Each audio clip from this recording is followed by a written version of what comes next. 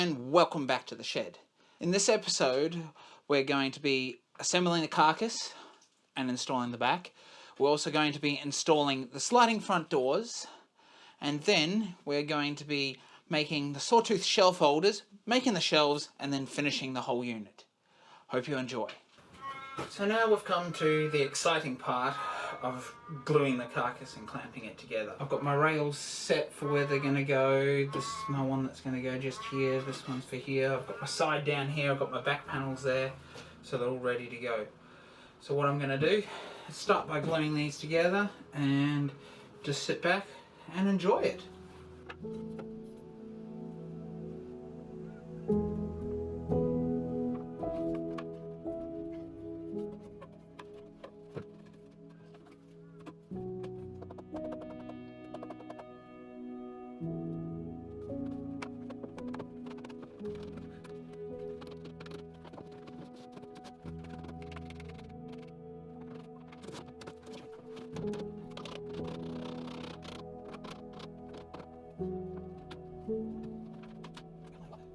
I'm just going to check it for square now, so I'm going to measure corner to corner, and this corner to corner, now that the cabinet's glued up and is allowed to dry, I've now moved it down onto the ground here, and I've got to go through the process of just planing off the side of the dovetails to level it all out. So on a big cabinet like this, I'm going to have to do this on the ground here.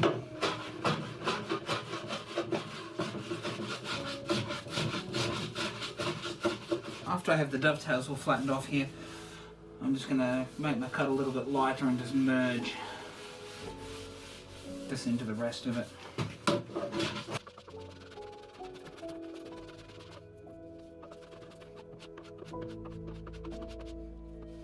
You just want to make sure that you're going with the grain, and if you didn't orientate the grain so you're going with the grain so you can plane onto the dovetails, it's going to make it rather tricky, so you just got to be careful and take a much smaller cut.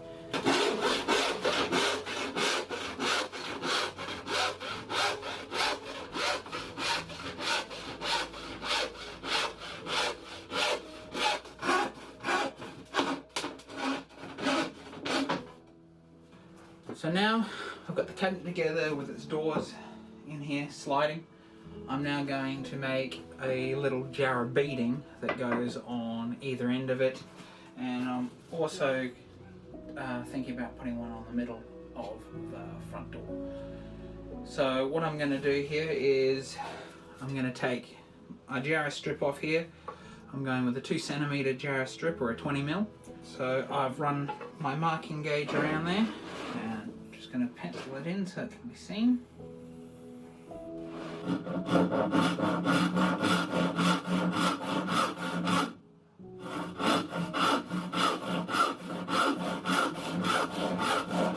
Now, sometimes I find it easier to come from either side, but doing something like this where I'm just cutting a strip off and I'm staying just off the line, I find I can cut it all from one side and just keep an eye on the back side and make sure that it's going where you want it. If it's heading off, fix it straight away. Don't allow it to drift a lot.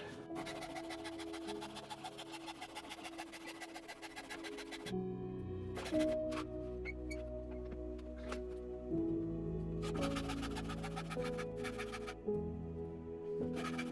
can reverse it, sit it in the vise and just chop it from the other side. Just remember that you're on, when you've turned it upside down, you're on the opposite side of your gauge line.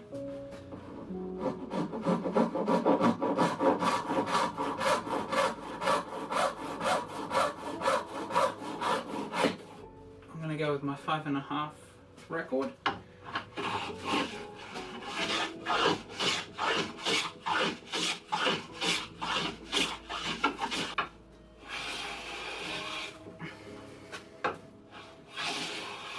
And if we want to check it for how flat it is, you can use the reference of your plane like that. And now I'm just going to run my smoothing plane a couple of times down each side, just to chamfer the hard edges off it. I don't want anything too big because I want this to fit nice and flat against the side of my cabinet. I already have this set, so it's going to run the groove right in the middle of the piece. I've got the skate on here, and I have both my cross grain knickers here. Now, because this Jarrah is not straight grain, it's all twisted and stuff, what I'm going to do is sit it on here first, draw it back.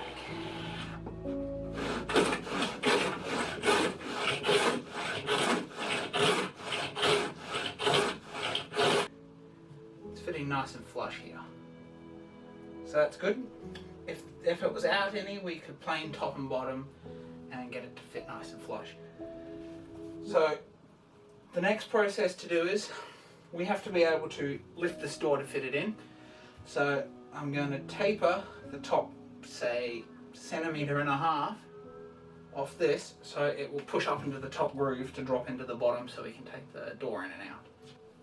I'll start about 0.5 centimeter back, angle it off, and what we're looking for here is angling it down to the top of this groove.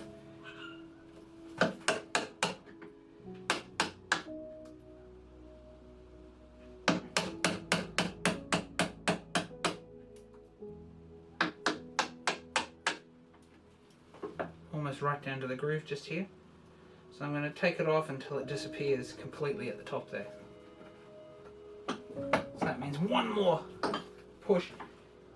And if you've got a sharp enough chisel, you can just push it by hand.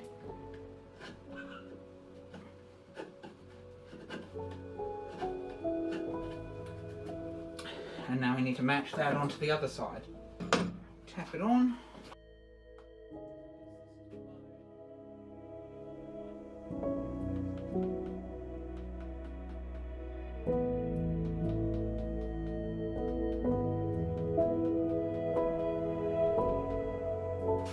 So we'll get our door here.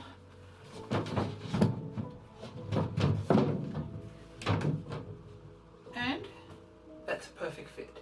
Just come down a couple of centimeters here and I'm going to carve a little oval indent so your fingers can grab it to help open it. Okay, so here I'm going to be using 3 different gouges. I'm going to be using this larger, about a 1-inch gouge, smaller one here, and this even smaller again just to take out the very bottom of it. So I'm going to start with the large one, instigate the shape, and we'll just see how it goes. Now I'm anchoring with my wrist just back here to stop it from going too far, so I can only go a certain distance before it stops.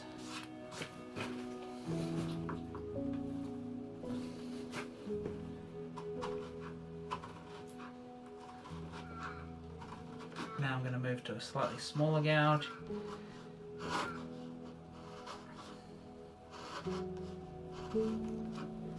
And you can always put the door in place and use it, and if you feel that it's not quite enough to move it, you can just deepen it a little bit further. And I'm going to bring in a little bit of 120 grit and some 240 grit just to tidy it up. And we're just smoothing out any of those rough bits that the gouge didn't get. And then we'll bring in the 240 grit.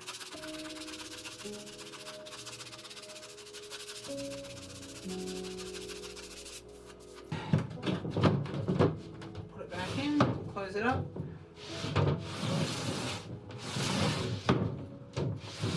And that's good enough for me. Now we've done that, all there is to do is to tap this back off, add a bit of PVA and leave it there. Now that I've completed the doors, I'm going to move on to creating the sawtooth holders that are going to hold this shelf here. So I'll go ahead, make the holders, and show you how to make the little pieces that hold the shelf that's into the sawtooth. And then we'll make this plywood shelf here with a backing strip and this front strip here. First step with the sawtooth is I've just got a piece like this one here. It's joined together. I've just cut it down the middle, line it up, and plain and smooth. You can go with that. You could go with a piece of timber that is about 1 inch thickness. Do the sawtooth, and then you could chop that down the middle. Really, both of these pieces are 19mm. That's a little on the thick side. It's going to take a lot of weight, so that's no problem. but this was just reclaimed timber that I had lying around, so I decided I would use that. I've lined this up in the cabinet down here to get the exact measurements, so it'll be a nice tight fit. If it's a little too tight, we can just get the shooting board and just shave a little bit off to make sure it fits nice and tight. We want it to fit into the unit nice and tight. I'm going to come down 100 millimeters from the top and 110 from the bottom. But we go onto that mark, line it up, and we'll strike a line across. So you want to make sure that these two pieces, if you've got them cut like this, are level, because we will cut all the sawtooth teeth while they're like this. So we'll strike a line there, we'll strike a line across at the bottom. Now this one at the bottom is just a guide, because that's actually going to be the bottom of the last tooth, so we won't actually be chopping that out at all. I'm going to work this the reverse so you can get a good close-up. Run the knife in here, straight up to it, line through like that. Now it's easier to do it this way. I wasn't doing it for the camera, this is how I do it. So I've got my marking gauge set to 10mm here. You can use this type. If you're using this type, you can't tell why it's in the vise, you have to pull it out, which is a little awkward when you've got them doubled up layers, because as you can see, it's too deep to come down or hit that. You can use these wheel marking gauge style ones. Just make sure your blade's sharp on them, and that's a nice simple task. So what we've got to do now is cut down to this line, excluding this very top line, because that's where the first angle is going to cut in, so we don't actually have a tooth up this end here. Right down to this bottom one, we will cut every single one of them, and then we will use a chisel to pair from this line here down to the bottom in line with the next cut, and we'll do that for every single one of them.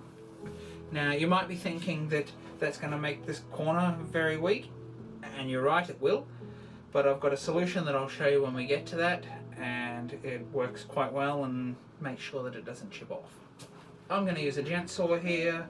A nice fine toothed saw is actually very good for this. You get a nice clean shoulder that you don't have to clean up. Even if it is a little messy, it doesn't really matter. You can tidy it up a little bit with a chisel afterwards.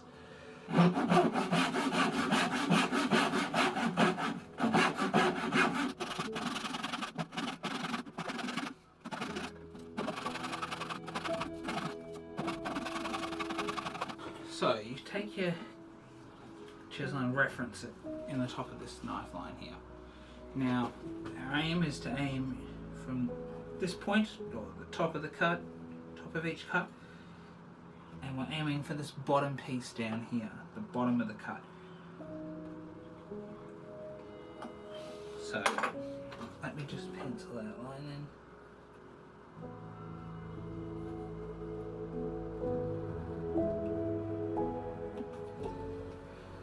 So you can see we're aiming for this angle down to about there. So with this first cut, don't aim directly for it because you're likely to undercut it. Just come down a little lower than you want to, and you can pare down to it afterwards. So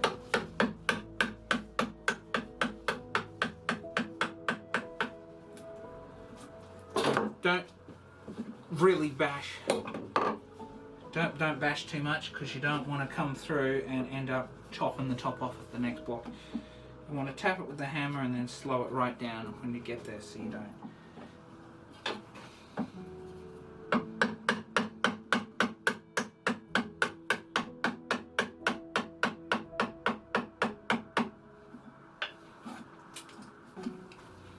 So you can see here I've still got a little bit of material to go, so come back into the top and pare that away.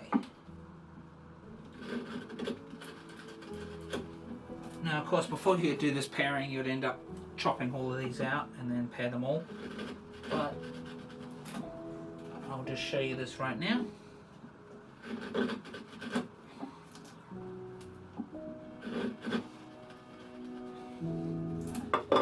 fibres don't want to come out, just come back in on that knife line with your marking knife.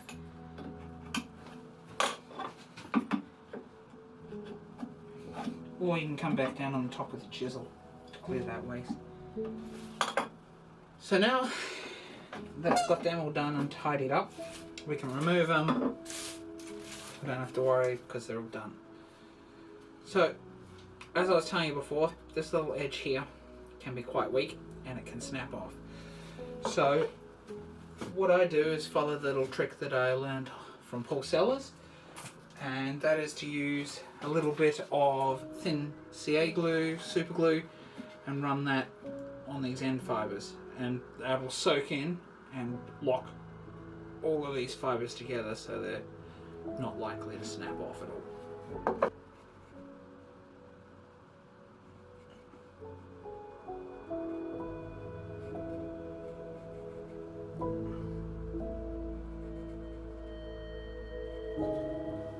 I've already got this marked here, but what you would do is line it up here, chop it. So you mark it and chop it. That's how you get your first one. And then from there, you can take your sliding bevel, take that marker, and you can use that every time on every single one of them, and it should be identical or near enough. To get the full width, I set it on top like this and move this along. And we'll take the measurement. Then you take your marking knife,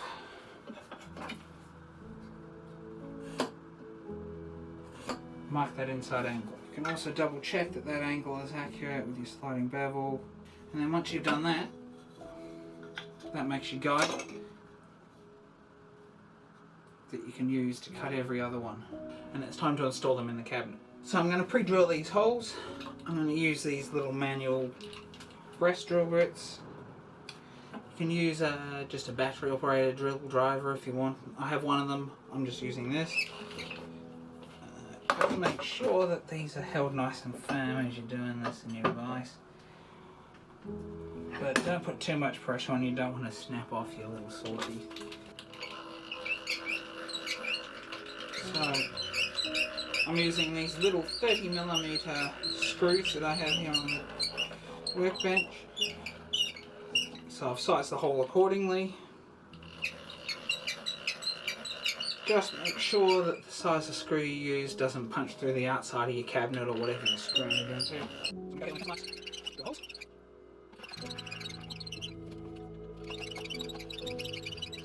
On another note, if you do get a chance to pick yourself up one of these breast drills, they work very well, and as you can see they punch through timber. I mean, this is just soft timber, but I've used them on Jarrah and other hardwoods, and they operate just as fast as a battery operated drill. What I've done is I've placed this first one in. I'm going to use my battery drill here because I can't get the breast drills in there to actually operate them. So I'm just going to pre-drill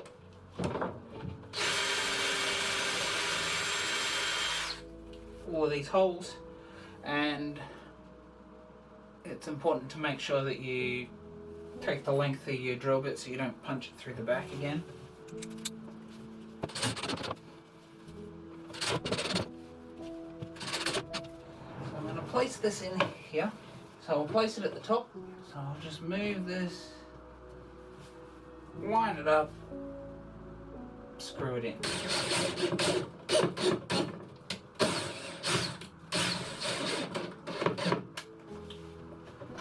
Take it out, move it down to the middle, rinse and repeat. Now you might have noticed that I didn't pre-drill that one.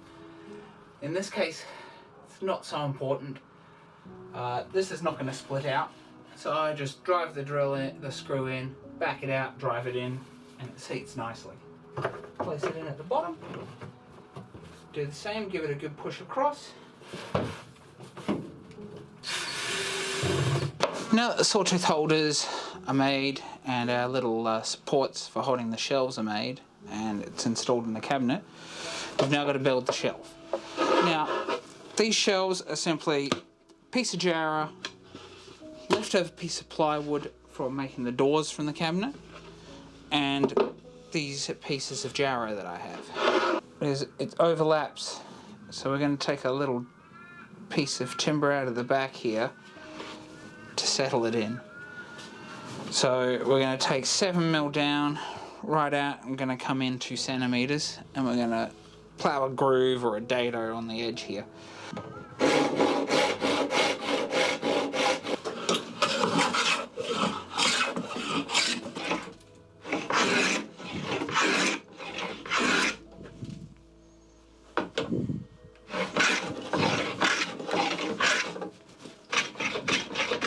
So the next process is to take this off, and we'll glue it onto the plywood shelf. We will clean this strip up before we do that, so we can glue that on at the same time. Now, this strip that goes on the back, it doesn't have to be clean at all. It's hidden right on the back of the shelf. It's just there for a bit of extra support. It's not really going to be seen unless you take the shelf out. What I'm going to do is measure the 20mm that side.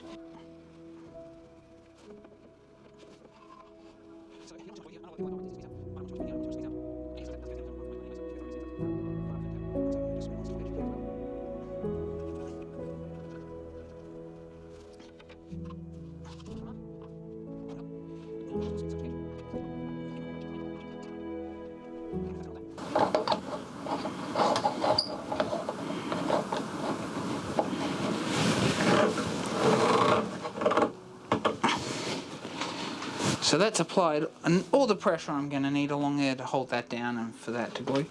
Now I'm going to turn this over. This process is a little bit awkward once these clamps are on.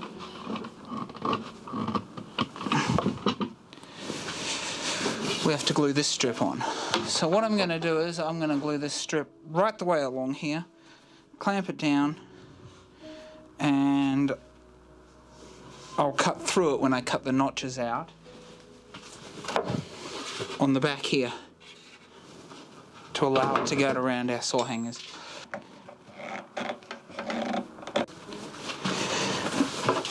So our finished shelf is like this, with the notch out of the front and back. That's to clear the sawtooth on the front and back. So I've got one of them just in here. You can't see that one. And this one is just here. So I'm going to put this side in first, lift it up past it, drop it down onto it, push it in, and there you have it. A nice, solid. You could put a lot of weight on that. I'm pushing down quite heavy and that's not moving. Now, the other thing you can do is if you have trouble with your little dividers here popping out, or you think they might, you can just glue a little strip on the inside on the back of your shelf, and that'll stop that piece sliding out. So now we've finished the construction of this cabinet. We've got the doors done, the shelves done, the shelf holders. So as you can see, I've lifted the cabinet up on its side, and that is so I can put the finish on the bottom to start with. And it doesn't really matter the condition that comes out in. I just want to get it on there so it doesn't cause the wood to swell and move any more on the bottom than it does on the top or anywhere else. So I'm going to be using shellac here. This one happens to be the Feast Watson one.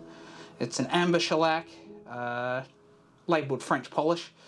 All French polishes are shellac, so I've got more here. And I'm going to be using these Hague brushes here.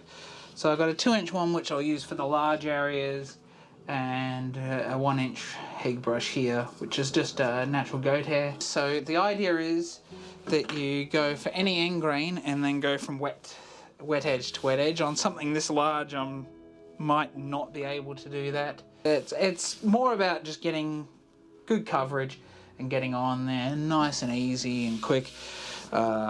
Shellac's a very forgiving finish, and you don't have to worry too much about the way you apply it. The first coat soaks in fairly quickly. This is fairly liquid. If it was a heavier cut, then you might want to dilute the first coat so it soaks in, but this is fine straight up. So I'm going to go ahead and start doing this. Just tap the brush so it comes off. Now, I'm just going to hit that end grain edge there first. That will soak it up a lot. And then just get this edge here. And then just brush it on. Now, like this, it's a fairly durable finish. It's just doesn't deal with that. So anything with high spirit levels and things like that, it's not going to break. Now, one thing about this, it's super easy to repair it. So you can just brush on another coat. Because it breaks down the alcohol. Every single coat, subsequent coat you put on, breaks down the piece. So there's no need to stuff the surface when you put it on, like you would with polyurethane or other finishes.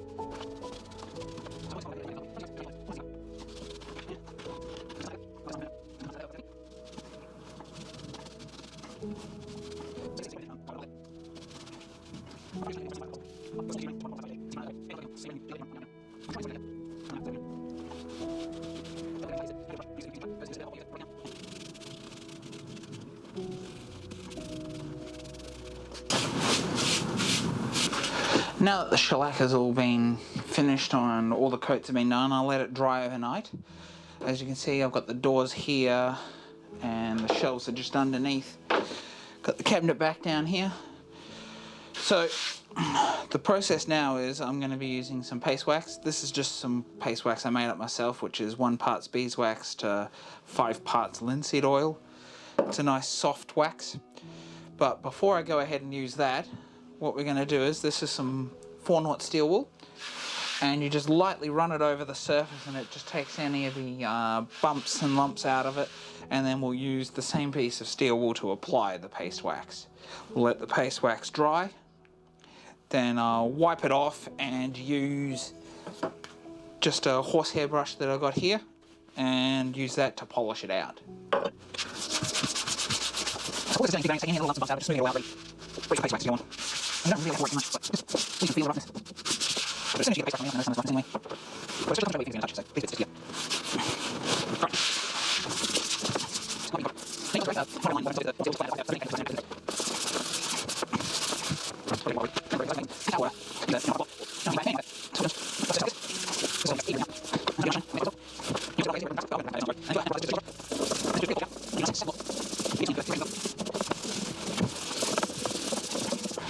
So, here's the finished cabinet all reinstalled. Shelves all fit in nicely.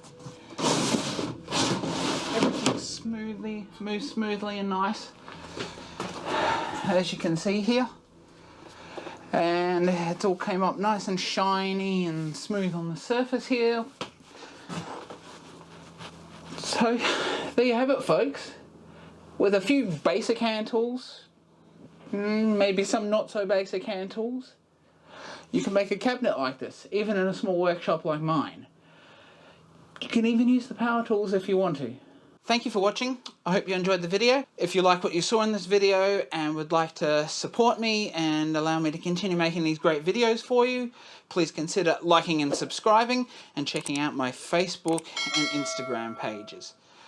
I also encourage you, if you have any questions related to the content in any of my videos, please leave it in the comments below and I'll try to get back to you. Thank you.